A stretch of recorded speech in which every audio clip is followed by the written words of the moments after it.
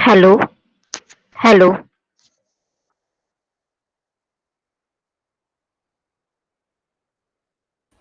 Yes, ma'am. या Audible ना? Yes, ma'am. Okay, thank you.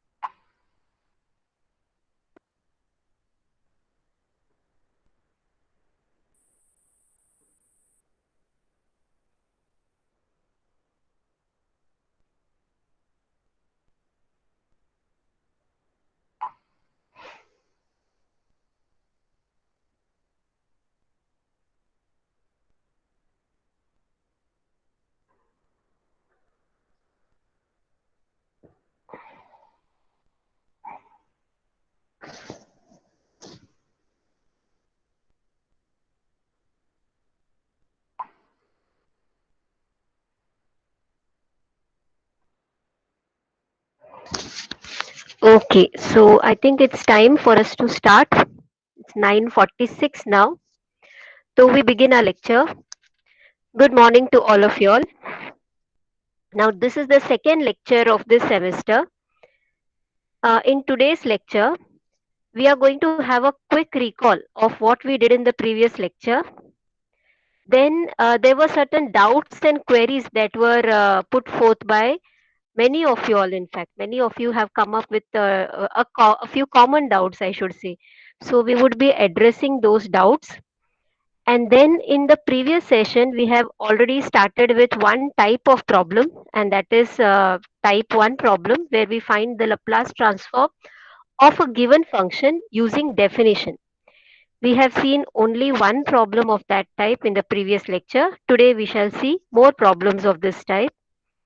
Next, you will be given certain practice problems which you would be solving throughout the day, and you can ask if you have any doubts before the next lecture.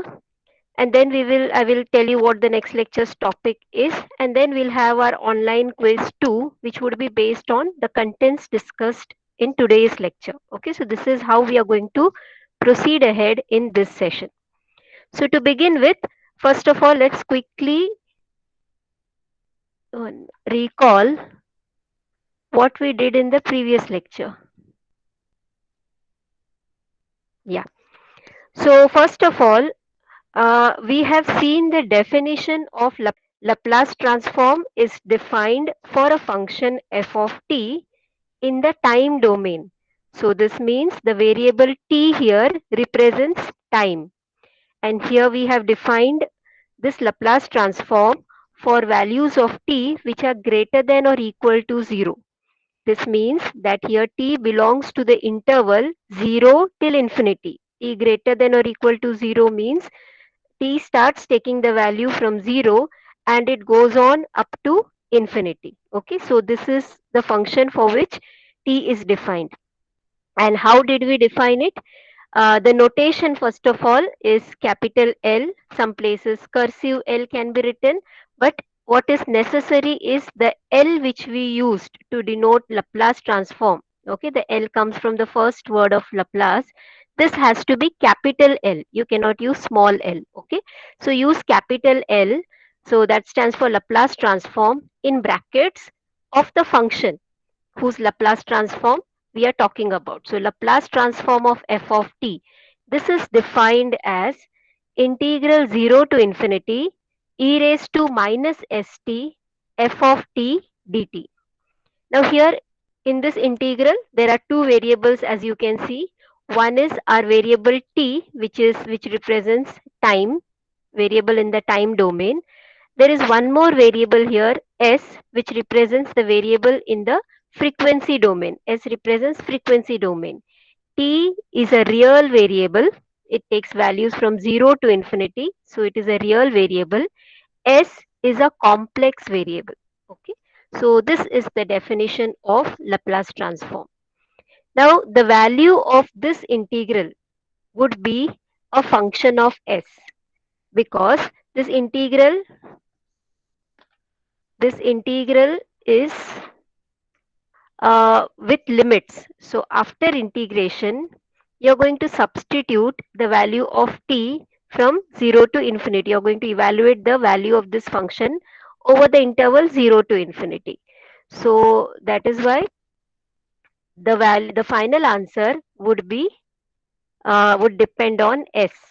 Okay, so that is how this Laplace transform converts a function f of t in the time domain to a function in the frequency domain. So this is the first thing we have seen, definition of Laplace transform.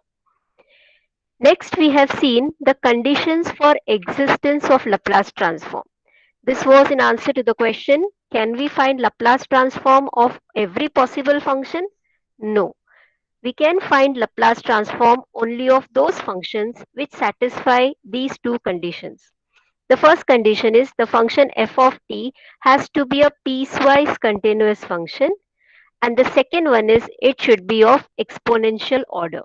Now these are the 2 points on which most of you have asked me doubts, so I will address this after this slide. So we come to the third point. The third point, we saw that an important application of Laplace transform is to solve ordinary differential equation. In our syllabus, we would be referring to two applications of Laplace transform. One is, of course, to solve ordinary differential equation. We'll see how we can solve a differential equation using the concept of Laplace transform. There is one more small little application, that is we can find value of certain integrals using Laplace transform. Okay, so that we would see a bit later.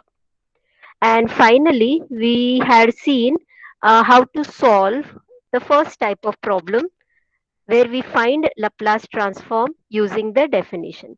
So these are the concepts which we had discussed in the previous lecture. Okay, now moving ahead, as I had told you that most of you had doubts in this particular part, in the graph part. There were two slides which involved the graph. So most of you have asked me doubts on this. So this is to clarify those doubts. Okay. So piecewise continuous. Now in piece, I'll just briefly address this because in this point also there was a doubt only on this isolated part. People had difficulty in understanding this isolated part, but just for completion, let me uh, talk about this from the beginning. F of t must be a piecewise continuous function. We understand the meaning of continuous function, right? So if you see this particular graph, this blue graph, now this is a continuous function. Piecewise continuous function means our entire function f of t consists of pieces. Okay, it can have more than one pieces. Like for example, this function has one piece. This has infinite number of pieces put together. This has one, two, three, four pieces put together. It is forming one function. Here it is again infinite number of pieces. Okay, so our function can have number of pieces put together, but each piece has to be continuous. So that is the meaning of piecewise continuous. Okay, we have already seen the meaning of single valued function, finite number of discontinuities. So when we say piecewise continuous function, when there are pieces, so there is a discontinuity between the two pieces over here. Okay, there could be a discontinuity between the two pieces.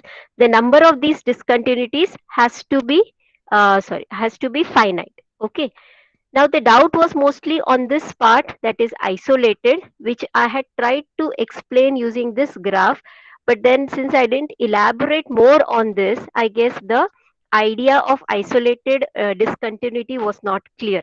So let me take an example to explain what this isolated continuity is. Okay. So to begin with, the word isolated. Okay. Now here we are talking about many points we are having, right? So let me give you an analogy. Here there are two pictures over here, two pictures of crowd. Okay, there is crowd of people. In this picture also there are many people, and in this picture also there are many people. Okay, so if we talk about a single person in either of these crowd, in this picture a single person is isolated. We can say a person is isolated. Here we cannot isolate any person, right? And now, what do we understand by that? If you see in this picture, we can see a distinct, a visible gap, a visible space between two different people. Here, it is difficult to see that gap. Okay, so so the idea of isolated somehow means separate, one which can be distinguished from the other. There is a space, okay, between the 2 points. So that is the meaning of isolated. So anyway, to understand the point discontinuity, let us take an example here. We take the function sorry f of t is equal to cosec pi upon t. Okay, now we will try to find out the discontinuities of this function. Now we are not very much used to cosec function, so we write it as this is okay. I have made a change in the variable. T and M are same. Okay, so please do not worry about this. T and M are same. This should have been probably M. Yeah. So this cosec pi upon, let me read it as M, is same as 1 upon sine pi upon M. Okay. Now, discontinuity of this function means, since this has a numerator and denominator, wherever the denominator becomes 0, whenever the denominator becomes 0, the value of this function would become infinity. So that means at that particular point, you have to lift your hand. Okay, you cannot just continue, you have to lift your hand. There is a break in the curve at that particular point, so that is a discontinuity. So this function has a discontinuity wherever the denominator becomes 0. Now the denominator is a sine function, so we know sine of multiples of pi is equal to 0. Okay, so let us understand what are the discontinuities of this function. So this function will have discontinuities at m equal to 1, m equal to half, 1 by 3, 1 by 4, 1 by 5, 1 by 6, and so on, and then 0. Okay. Now, how is this? Let us understand this. So, for that, I'm drawing this line. This is the interval 0 to 1. Let us take this point 1. I'm starting with m equal to 1. Okay. So, if we put m equal to 1 in this function, what happens to the denominator? I'm just focusing on the denominator now. So the denominator becomes sine of pi upon 1, which is sine pi, and sine pi is 0. Okay, so at m equals to 1, this denominator becomes 0. So the value of the function becomes 1 upon 0. So there is a discontinuity to the function at m equal to 1. I have not plotted the graph of the function. We are just trying to check which are the points at which the discontinuity is there. Okay, so here at m equal to 1 there is a discontinuity, correct? Next, let us see the next point. There is a discontinuity at m equals to half. Okay, let us see how. Let's just look at the denominator here. Numerator is a constant function 1, so there is nothing I mean there is nothing to see in the numerator, so I'm just focusing on the denominator here. So in this denominator function, if we put m equal to half, we get sine of pi upon half, which becomes sine 2 pi. This denominator of the denominator goes to the numerator, so this 2 goes up, we get sine 2 pi. We know sine 2 pi is 0. So at m equals to half, again the denominator becomes 0. So the value of the function is infinite. So that means there is a discontinuity at this point also. Okay. Next we look at m equal to 1 by 3. So we put m equal to 1 by 3 here. The denominator becomes sine of pi upon 1 by 3, which would be sine 3 pi, which is equal to 0. So there is a discontinuity at 1 by 3. So in this way, you can see that there will be a discontinuity at 1 by 4. There is a discontinuity at 1 by 5, 1 by 6, 1 by 7, and going on. So 1 by 10, 1 by 100, 1 by 250, 1 by 500, 1 by 1000. We can just go on. We can just go on, right? And as we keep on going, 1 upon 1 lakh, 1 upon 1 lakh and 1, and we just keep on going, okay, we reach the final point as 0, right? So these are all the discontinuities that this particular function is having. Okay, now here if you see, and we are just trying to understand the idea of isolated discontinuity here. Okay, so if you see this discontinuity, that is m equal to 1, you can see this is isolated from the other discontinuous, other points of discontinuity. You can easily isolate this. This is very well separated. After 1, the next point of discontinuity is half. So, and there is a very nice visible gap between these 2 points of discontinuity. So, this is isolated from this discontinuity, right? Now, if you look at the next point of discontinuity, that is half. Now, this is very nicely, clearly isolated from this point of discontinuity as well as this point of discontinuity. Okay, so this is separated. There is a very nice visible gap between these 2 points. Okay, visible gap means there are other points in between which are not points of discontinuity. So this is an isolated discontinuity. Same for m equal to 1 by 3. You can see this is also an isolated discontinuity. This is very well isolated from the other points of discontinuity. 1 by 4, 1 by 5 and so on. So as we move on, Now let us see what happens to the point of discontinuity 0. Okay, which would be the point next to 0? 1 upon, now 0 is 1 upon infinity. Okay, the point next to that, 1 upon infinity minus 1, which is 1 upon infinity minus 1.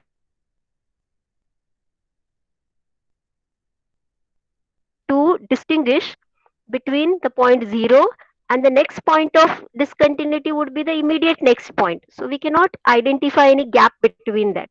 So 0 is not an isolated discontinuity. Okay, so here all these points are isolated discontinuities, but 0 is not an isolated discontinuity. So this is the meaning of isolated discontinuity.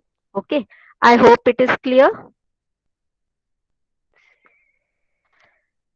Okay, so anyway, this isolated, this part we would come across a bit later also. So we would see more about it.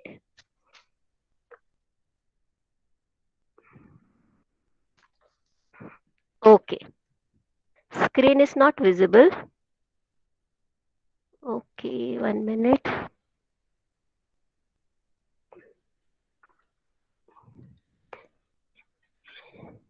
Is the screen not visible? It is visible, no? Okay, Aishwarya, please check if it is visible.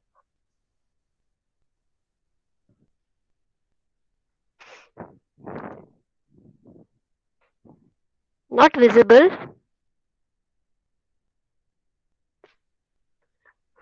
Just check if there is any problem with your settings.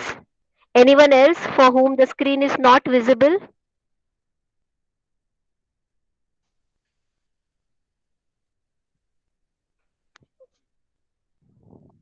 Okay, it's visible, no? It is visible now.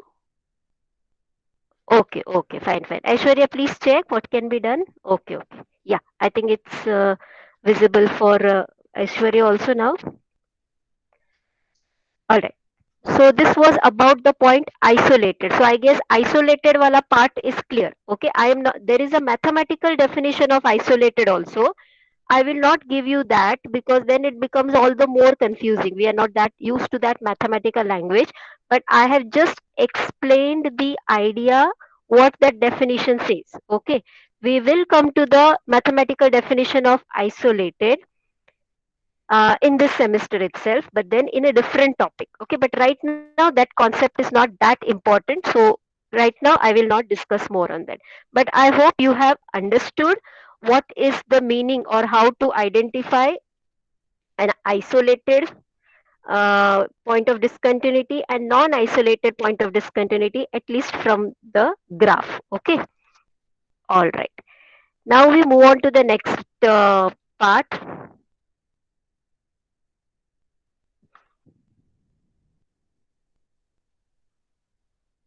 Okay. Now this was another point that another query that was there. I have this was the second condition for the existence of a Laplace transform. That is, f of t must be of exponential order. So the doubt was, what is the? I mean, people didn't understand the graph. What is the meaning of exponential order? And I presume that is because the function which was there here before, that was not clearly visible, so that could be one reason why you all didn't understand it. So I have just given the function here in the font size I have increased here, and now I'll try to explain this graph and let us understand what is the meaning of exponential order, because this exponential order is something that is very important for you all when you come across Laplace transform in your other courses. Okay, now, so here you can see there are four graphs. Okay, this first graph is an example of a function which is not of exponential order. The second, third, and fourth graph are functions, examples of functions which are of exponential order. Now let us see what this exponential order means. Now graphically we are trying to understand this. Okay, so we have this function f of t. So if you draw the graph of this function f of t, then there should exist some exponential graph. Okay, see, m e raised to minus at. This is an exponential function. Okay, now here t is multiplied by a, so that means, and e is multiplied by m. So e raised to minus t is a graph of this, sorry, e raised to minus t is a graph, exponential graph. And here what we have done is we have provided scaling both on the x-axis as well as y-axis. So we can, this m, we can choose any value. This a also we can choose any value. There is no condition on this. It should be positive value. That is all that we have. Okay. So we can have, if we look at this particular, we should have an expert. The general idea is we should have an exponential graph such that the exponential graph always lies after a certain point. The exponential graph always lies beyond the graph of the function f of t. Okay, so that is the meaning of this. Now here, let us look at this example. Here we have t, this linear t. So if you look at this particular exponential graph, so there exists this one exponential graph such that if you extend this graph till infinity, okay, here you can see that the graph t is lying well below the exponential graph. Now, if you extend this graph till infinity, if you extend this graph till infinity, this graph will never cross this graph and take values about this. Okay, so it will always be below this graph. So that is why this is of exponential order. It is bounded by one exponential curve. That is the idea. If we look at this particular graph, here this is our function e raised to minus t. So there is this particular exponential graph which always lies above this our exponential, sorry, our function curve. So that is why this is again of exponential order. If you look at this cosine graph, this is a cosine function. We take this exponential graph, and this exponential graph is such that it will always lie above this graph, above our blue graph. Blue graph is our function graph. Okay, and this red graph is our exponential graph. So the red graph will always lie above the blue graph. The blue graph will never cross the red graph and go above it. Okay, so these three are of exponential order because there is exists such one, there has to be just one exponential graph of this kind. But if you look at this blue graph is a function e raised to t square. Okay, so when you go to t square, this is a quadratic power here. So irrespective of whichever exponential red graph you take, here you can change the value of 2, you can make it 3, you can make it 4. Okay, you can change any value. But here what happens, this blue graph, after some time, it will always cross the red graph and take values more than the red graph. So this particular function cannot be bounded by an exponential graph of this kind. So this is not of exponential order. So this is the meaning of exponential order. Okay. So these are the 2 points of query which you had. Okay. Now coming back to today's lecture, what we are going to do. Now we are going to start with problems based on the definition of Laplace transform. In the previous session, we have already seen one problem, that is we had seen how to find the Laplace transform of f of t equal to 1. Okay, that was constant function 1. So constant function 1 defined from 0 to infinity. So this function was continuous function, only one piece was there, 0 to infinity, only one function was involved, that is the constant function 1, and we saw how to find the Laplace transform. Now in today, this is the second problem of this type. We are going to find out Laplace transform of f of t. See how this function is defined here. F of t takes the value t over the interval 0 to 4, and from 4 onwards, t greater than 4 means 4 to infinity, the function is defined as 5. So here there are two parts. This function is made up of two parts. One is the function t, which is a linear graph, and then it is a constant curve. Okay, so let us see how to find out the Laplace transform of this function, which is made up of two pieces. First piece is over the interval 0 to 4, second piece from 4 to infinity. So we are going to use definition method. So first of all, we write down the definition of Laplace transform, which is Laplace transform of f of t is equal to integral 0 to infinity e raised to minus st f of t dt. So we have first written down the definition of Laplace transform. Next, we have to substitute f of t. Okay, so let us just, I'm just graphically representing this function f of t. We have this point 0 here, we have this point 4 here, and then there is no point, it goes up to infinity. How is the function defined? From 0 to 4, it is defined as t, and from 4 to infinity, it is defined as 5. So this is the graphical representation of our given function. Now, if we have to substitute this f of t here, we cannot directly substitute here, okay, because this is the interval 0 to infinity. And from 0 to infinity, it is expressed in two different ways. So we'll have to break this interval 0 to infinity into two parts, 0 to 4 plus 4 to infinity. And in each of it, we have to substitute the respective function. So the first part would be integral 0 to 4 e raised to minus st, and in this part the function is t dt, plus integral 4 to infinity, and in 4 to infinity f of t is 5. Okay, so this is how we substitute the function. Now here, if you look at this particular integral, here we have got two functions multiplied together. We have to integrate the product of two functions multiplied together. One is exponential function. 1 minute. There is a doubt. Minus st.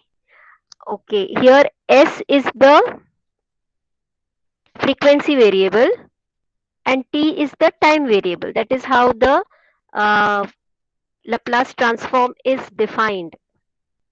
Okay, we saw in the previous lecture, no, the definition of Laplace transform. So minus st is the power in the exponential function.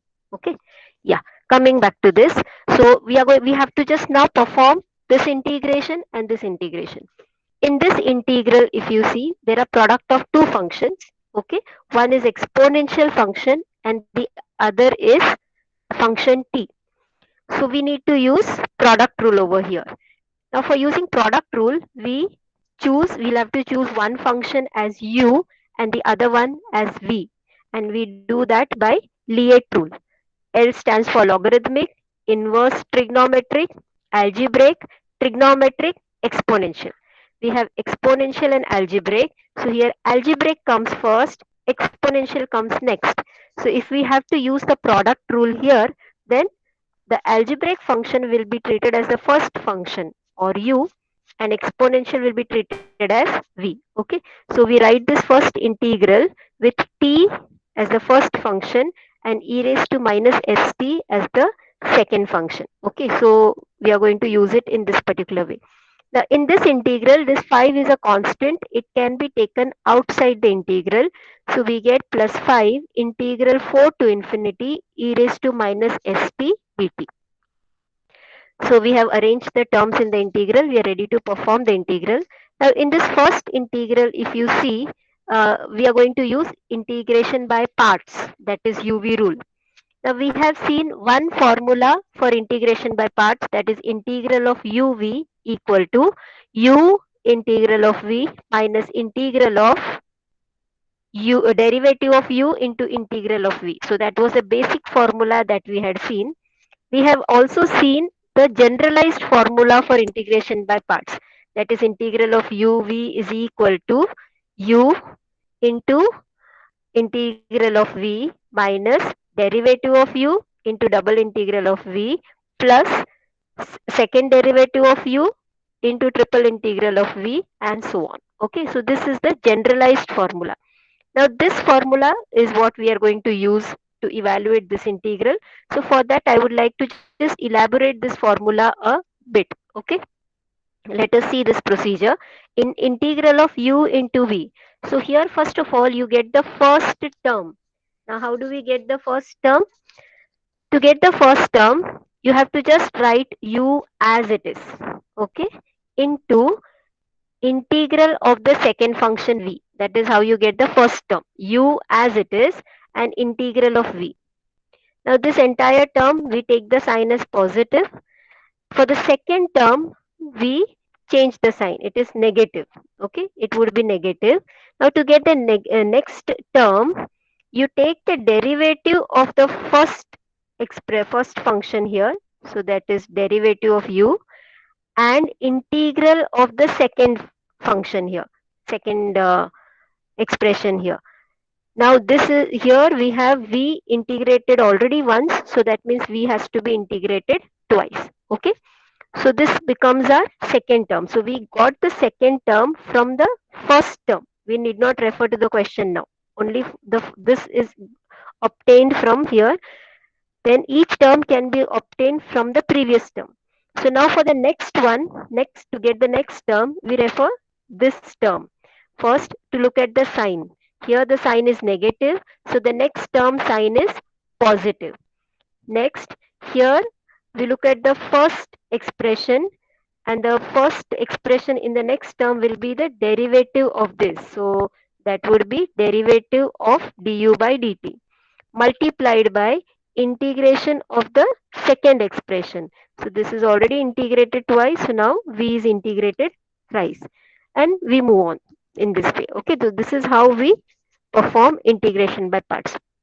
Let's apply this idea here. Here our u is t and our v is e raised to minus t. So let us see what is the first term. First we write u as it is. So t as it is into integral of e raised to minus st. Integral of e raised to minus st would be e raised to minus st upon minus s. We are integrating with respect to t. So t is multiplied by minus s. We need to divide by minus s here. Okay. So this is the first term. To get the next term, we have to just look at this. Okay, so here the sign is positive. Next term will have negative sign. Then what will come here first? The derivative of the first bracket. Now here we have t, its derivative is 1. Okay, and this would be multiplied by what would we get in the second bracket? The integral of this. So when we integrate this, upon minus s is a constant, only e raised to minus st gets integrated. Integral of e raised to minus st is e raised to minus st upon minus s. So that gives us e raised to minus st upon minus s square. 1 minus s was already there. 1 minus s we got by integrating this. So that's how we got minus s the whole square. Next term should be, this is minus, so next term should be plus, and then derivative of this bracket. But this is constant, so its derivative is 0. So all further terms would be 0. That is all we have in this integration. So this has to be evaluated from 0 to 4. Okay, so this is how we perform integration by parts. Now plus 5 times integral of this. Now this is e raised to minus st. So plus 5 times integral of e raised to minus st is e raised to minus st upon minus s. This is to be evaluated from 4 to infinity. Okay, so we have performed the integration. Now we have to evaluate these functions at the respective limits. Okay. For that, first of all, let's write these terms a bit properly. So here, if you see this multiplied by this would give us, here the sign would be minus t into e raised to minus st upon s. Okay. Now here what would this give us? First of all, let us look at the sign. Here this is minus s the whole square. Since this minus is inside the square, this would become positive.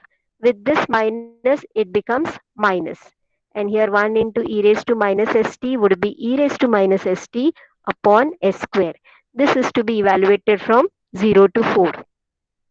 Here the sign would be plus into minus is minus 5 times e raised to minus st upon s from 4 to infinity.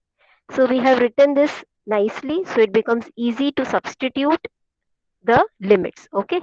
So continuing with this, first we will put first we will put t equals to 4.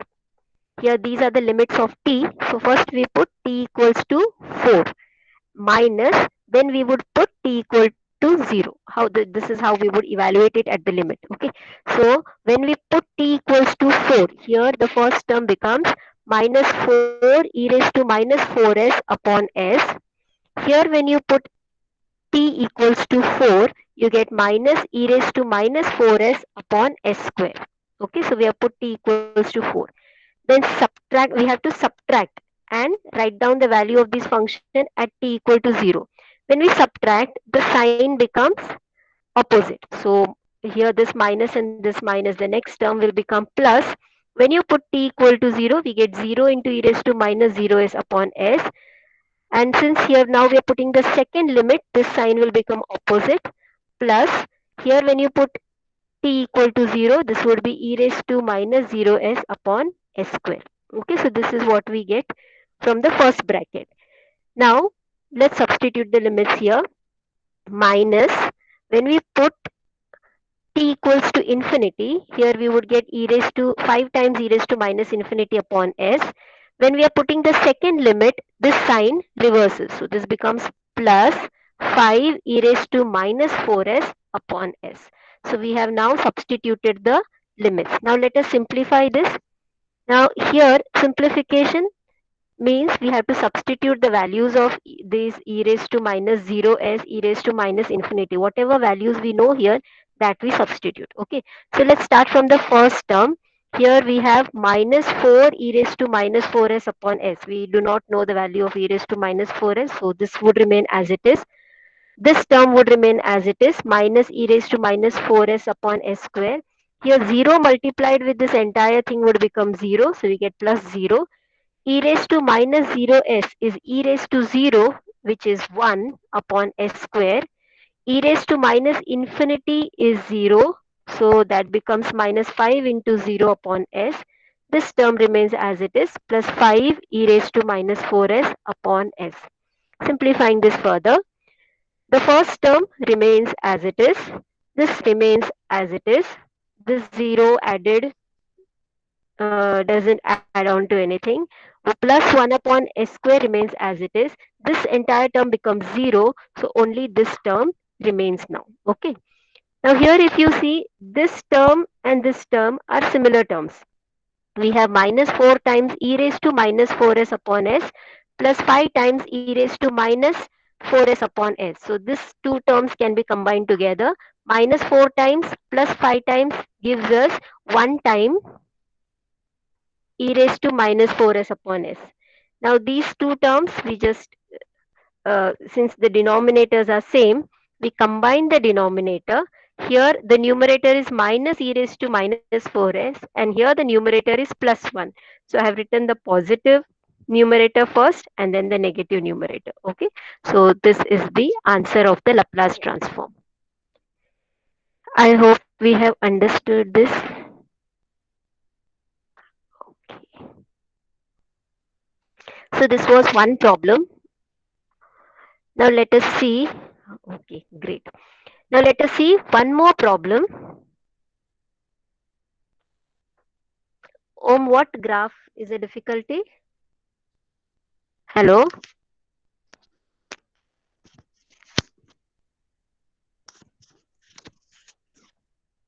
Hello, Om? Hello ma'am. हाँ ओम, ये सम का graph representation कैसा होगा? किसका?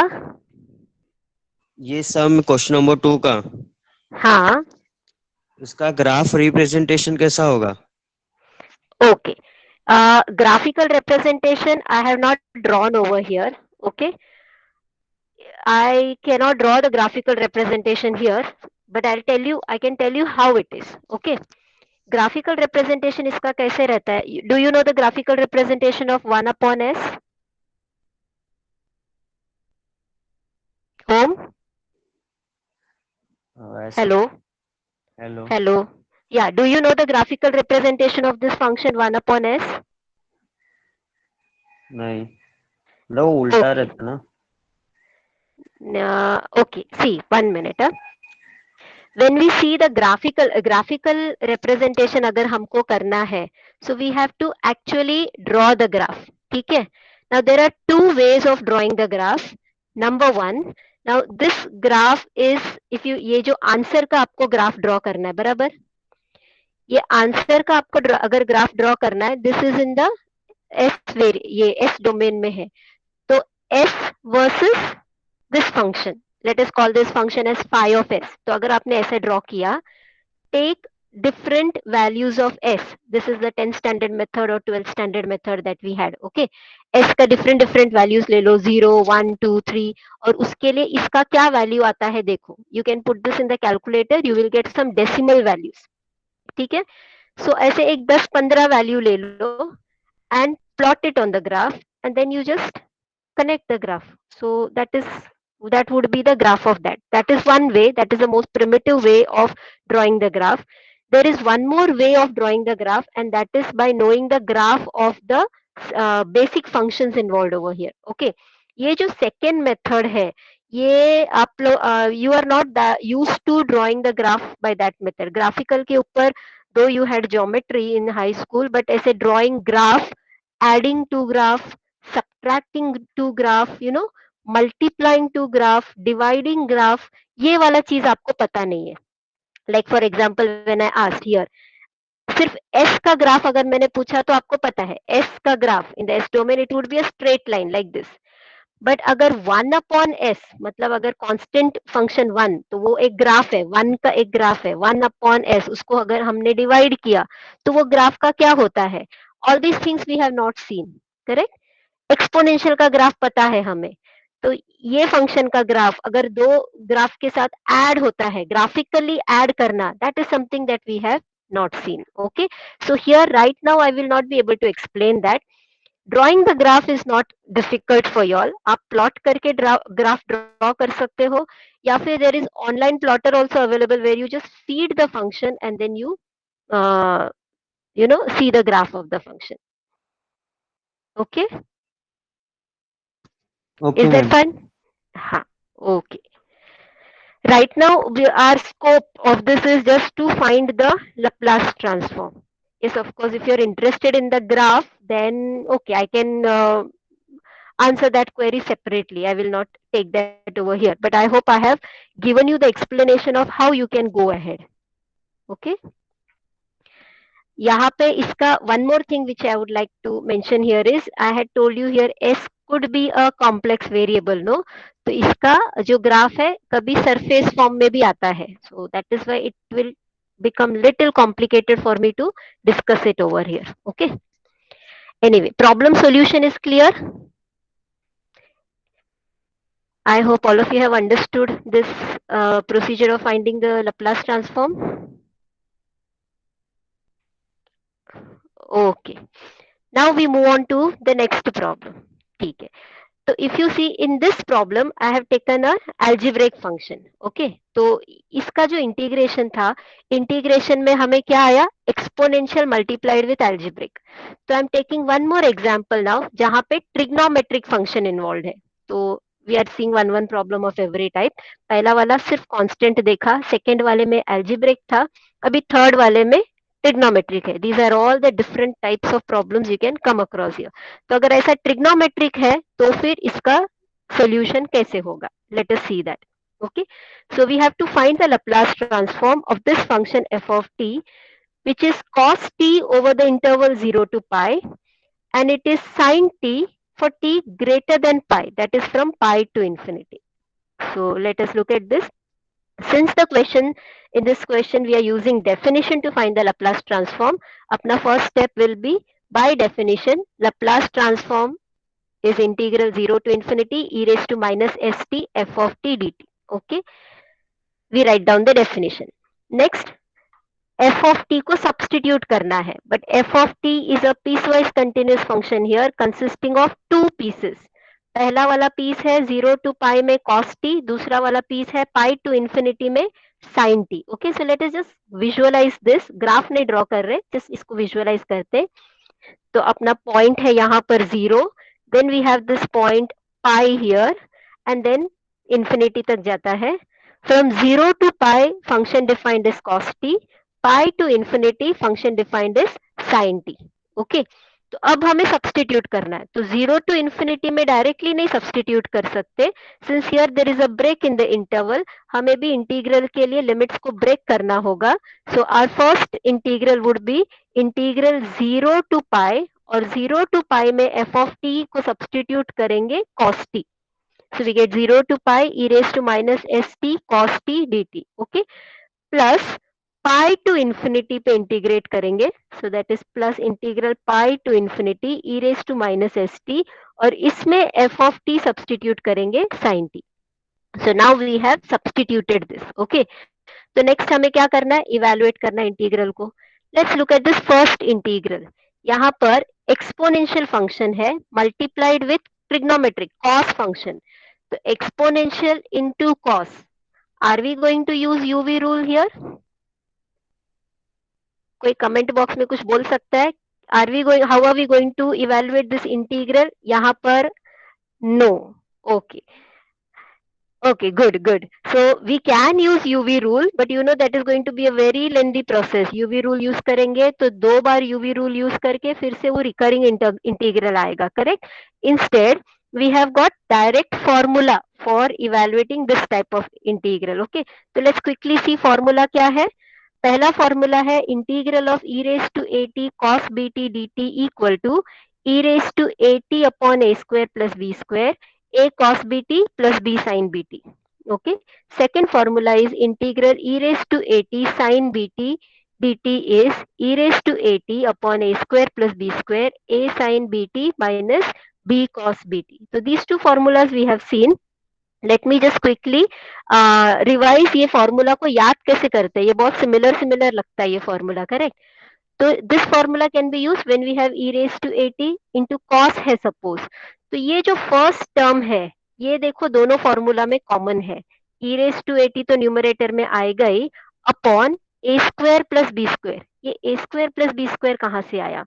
a is coefficient of t in the exponential function. Exponential function में t के साथ जो मल्टीप्लाइड है वो नंबर उसका स्क्वायर, प्लस कॉस फंक्शन में t के साथ जो मल्टीप्लाइड है coefficient of t, okay, b, that number. तो a square plus b square यहाँ डिनोमिनेटर में आएगा.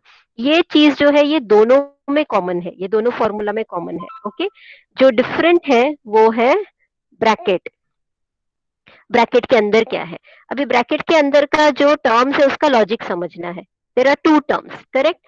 तो फर्स्ट इसमें आप कोएफिशिएंट देखिए, पहले वाले में a है b है, यहाँ पर भी a है b है, ये चीज तो सेम है दोनों फॉर्मूला में, करेक्ट. ये वाला पार्ट सेम है दोनों फॉर्मूला में. दूसरी बात क्या सेम है, ब्रैकेट के अंदर फर्स्ट वाले टर्म का कोएफिशिएंट a आता है, यहाँ भी a आता है, यहाँ पर भी आता है, यहाँ पर भी b आता है. तो ये तो सिमिलैरिटीज हो गए. ओके, अभी देखते हैं अलग बात क्या है. अभी अलग बात दो चीज है.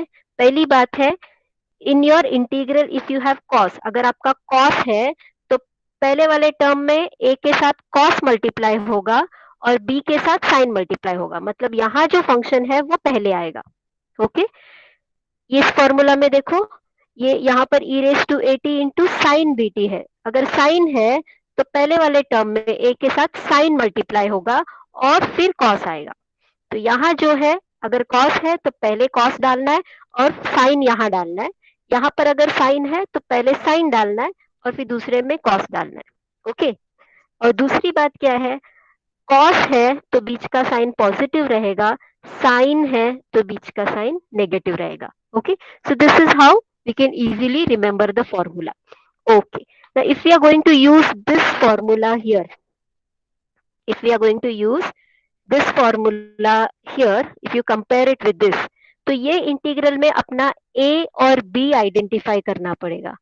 a मतलब coefficient of t in the exponential function, मतलब ये जो एक्सपोनेंशियल फंक्शन में t के साथ कौन मल्टीप्लाइड है, माइनस s. और b मतलब अपने ये कॉस फंक्शन में t के साथ कौन मल्टीप्लाइड है, 1. तो for this integral a will be minus s, b will be 1. तो इस फॉर्मूला में हम a के जगह पे माइनस s डालेंगे, b के जगह पे 1 डालेंगे तो हमें आंसर मिल जाएगा। ओके, सिमिलरली ये जो सेकेंड इंटीग्रल को अगर इसके साथ आप कंपेयर करेंगे तो इसका भी ए और बी फाइंड आउट करते हैं, so we can use the formulas together.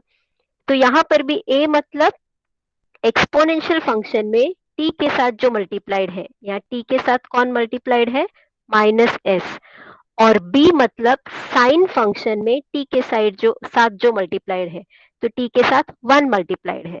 तो इस इंटीग्रल में भी a के जगह पे माइनस एस है और b के जगह पे 1 है। So we are going to use this values of a and b in this formula. Okay, तो पहले वाले में if we use this formula, ये सेम इसका आंसर है, सिर्फ इसमें a के जगह पे माइनस एस और b के जगह पे 1 डालना है। तो what do we get, e raise to minus S T upon minus S the whole square plus 1 square into minus S cos T plus B 1 है साइन 1t। ओके, तो ये पहले वाले का हो गया। दूसरा वाले का plus this is to be evaluated from 0 to infinity, plus we are going for this integral, we are going to use this formula with a equal to minus s and b equal to 1. Okay, तो क्या मिलेगा, e raised to minus st upon minus s the whole square plus 1 square which is 1 into a के जगह पे है minus s sin b is 1, तो इसके लिए sin t minus b is 1 cos 1t which is cos t, and this has to be evaluated from pi to infinity. So this is how we use the formula.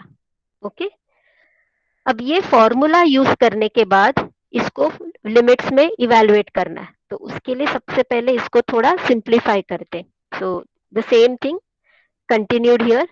So first simplification, you can see this minus s the whole square will be s square. Okay, what we will do is we will substitute the limit, and this simplification is not that big, no, ये हम लोग directly भी कर सकते हैं, बाकी इसमें bracket open वगैरह करने का कोई पॉइंट नहीं है, तो विल डायरेक्टली सब्सटीट्यूट। तो सबसे पहले हम डालेंगे ये फर्स्ट ब्रैकेट में t के जगह पे पाई। ओके, तो हमें क्या मिलेगा यहाँ पे, e raise to minus pi S upon, ये तो बन गया एस स्क्वायर प्लस 1, यहाँ मिलेगा minus S cos pi plus sine pi. तो हमने इसमें t के जगह पे पाई डाला और minus S the whole square is S square, इतना किया है। Okay, now we have to substitute the second limit, तो फिर साइन रिवर्स होगा, यहाँ पर कोई साइन नहीं है, मतलब साइन इज पॉजिटिव, तो ये नेगेटिव बनेगा, और t के जगह पे आपने 0 डाला तो you get e raise to minus 0s upon S square plus 1 into minus S cos 0 plus sine 0। Okay, so ये वाला ब्रैकेट का सिंप्लीफिकेशन हो गया।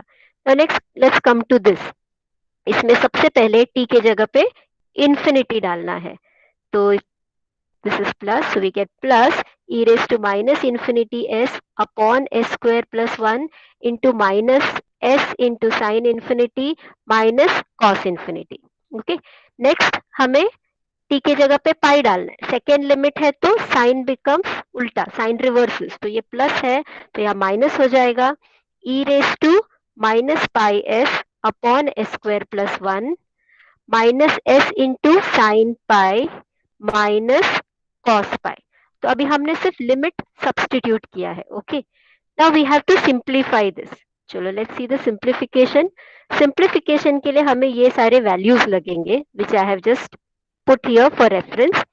So let's begin with the first term. Okay, e raised to minus pi s upon s square plus 1 will remain as it is, minus s cos pi का value substitute करेंगे minus 1, sin pi का value substitute करेंगे 0. Okay, so that is how we'll get the first term. Here I put cos pi as minus 1, sin pi as 0, minus e raised to minus 0s is e raised to 0 which is 1 upon s square plus 1 minus s into cos 0 is 1 and sin 0 is 0. Okay, so we have substituted here. Next term will be plus e raised to minus infinity s is e raised to minus infinity, correct? And what is e raised to minus infinity? 0. तो ये 0 होता है तो 0 multiplied with this entire thing is 0. Okay, अच्छा, here there is one thing you can see, that is sin infinity and cos infinity. तो आपका भी I have not written anything here, but I would like to just explain two lines on this. ये sin infinity का क्या value हो सकता है, correct? Same thing for cos infinity. I'll just discuss about one. Sin हो या cos हो, we know that this takes values between -1 and 1. Okay, so if I give you a definite point at t equals to say 100 pi upon 25, ऐसे एक मैंने आपको definite value दिया, तो you can give me a definite value of sin infinity, and that will be between -1 and 1. But when we say sin infinity, ये infinity itself क्या है, it is not defined. Infinity itself you cannot pinpoint कि देखो भाई ये infinity है, correct? No, so infinity itself is undefined. So sin infinity is also undefined. Okay, sin infinity भी इसके लिए defined नहीं है, but हमको इतना पक्का पता है कि ये जो sin infinity जो है, it is an undefined value, but it will be some value between -1 and 1, because अपना sin function हमेशा -1 और 1 के बीच में ही values लेता है. Okay, same thing for cos infinity. All right, so that is why this is a finite value, this is a finite value. ये पूरा finite value multiplied with 0 becomes 0 here. Coming to the next term, here we have minus e raised to minus pi s upon s square plus 1 as it is, minus s into sine pi is 0, यहाँ 0 substitute किया, minus cos pi is -1, तो यहाँ पर -1 substitute किया. तो ये वाले step में हमने क्या किया है, पिछले स्टेप के जितने वैल्यूज हमें पता है एक्सपोनेंशियल या ट्रिग्नोमेट्रिक के, हमने वो सिर्फ सब्सटीट्यूट किया है. Okay, now we will simplify this. ये मैंने ये फिर से उसी स्टेप को रिपीट किया है. तो अभी ये जो पहले ये ब्रैकेट है, इनको सिंप्लीफाई करते हैं. तो in the first term, if you see, this will remain as it is, e raised to minus pi s upon s square plus 1. ये ब्रैकेट के अंदर क्या मिलता है, minus s into -1 is s plus 0. s plus 0 will be s. Okay, next -1 upon s square plus 1 will remain as it is. This will become minus s into 1 is minus s plus 0 will give us minus s. ये plus 0 तो चला जाएगा. Next term minus E raise to minus pi S upon S square plus 1 remain as it is, and what is there inside the bracket, minus s into 0 will be 0, minus of -1 will become +1, so this is 0 plus 1 which is 1. So this is what we get. Okay, now this is the simplified form. अब if you see here all the denominators are same, तो in Laplace transform जहां भी same denominators है, उन terms को साथ में लेना है, but that is how only that is how we present the final answer. Okay, तो सबसे पहले इसको multiply कर देते हैं. यहाँ पे this s will get multiplied with this e raised to minus pi s, so we get s into e raised to minus pi s upon s square plus 1. Okay, 1 minute.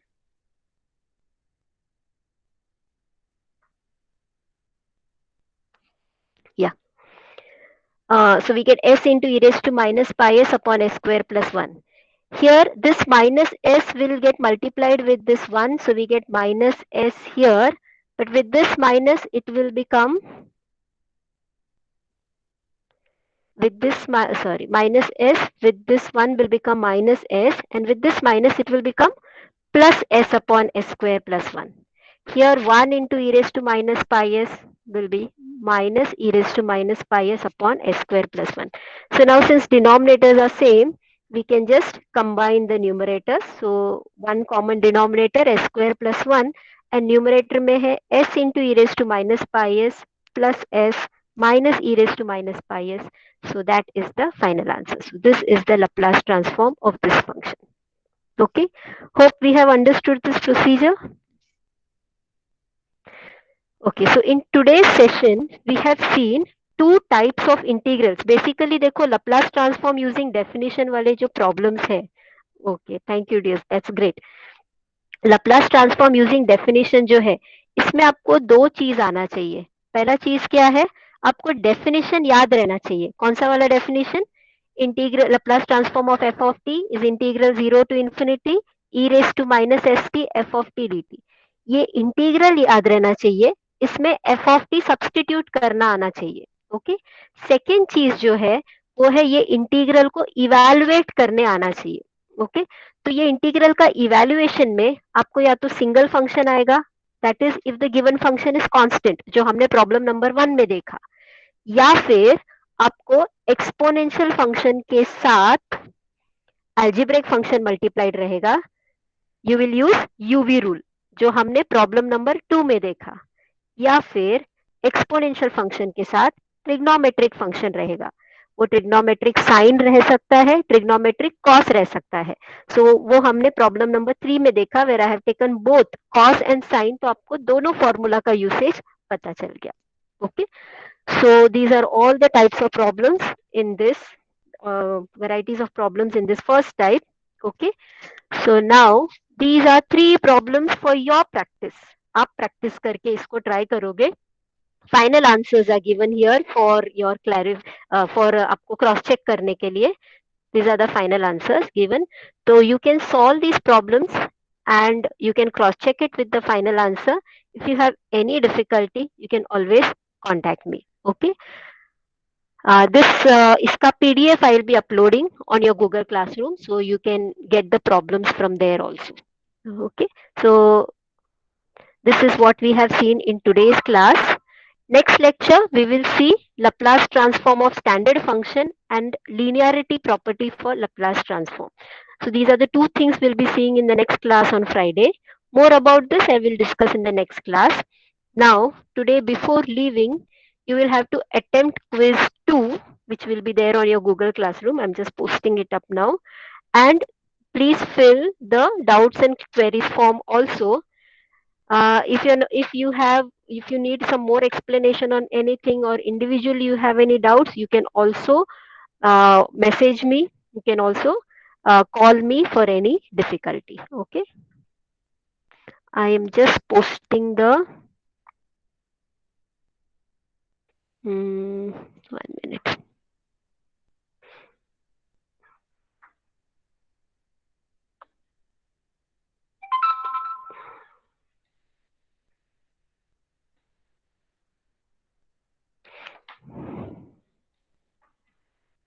Okay, I have posted the quiz, today's quiz.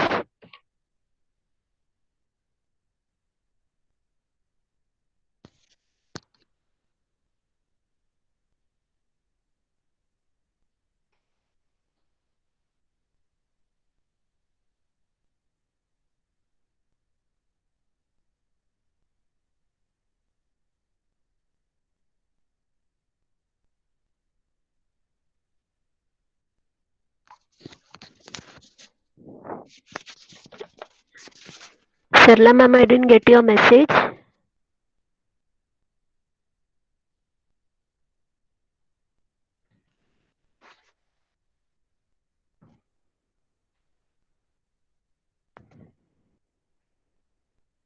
Practice problems ma'am दिखाई दिया ना? Practice problems ma'am वो slide में questions और answers दिया है उनको, screen में दिखाया था मैंने, उनको पीडीएफ में अपलोड कर रही हूँ गूगल क्लासरूम में। सो हाँ,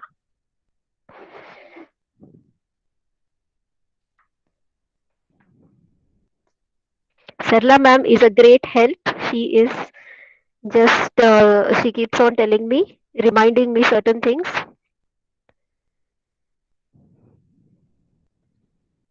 Okay, you all can refer to your Google Classroom. The quiz is posted, the PDF is posted, and the form for putting up your doubts and queries. Doubts and queries आप आराम से fill कर सकते हो.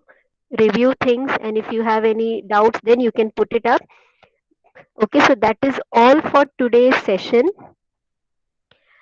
Kindly fill these forms before leaving.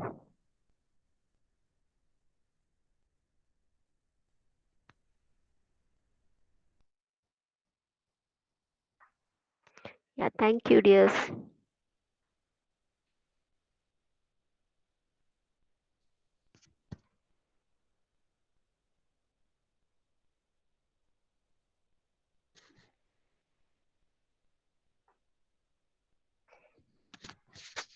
yes, you can leave after you can leave the Google Meet को आप लोग ये कर सकते हो, लीव कर सकते हो.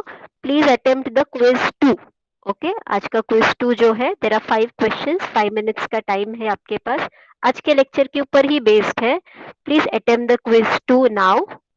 Okay, by 11 o'clock you have to complete attempting quiz 2.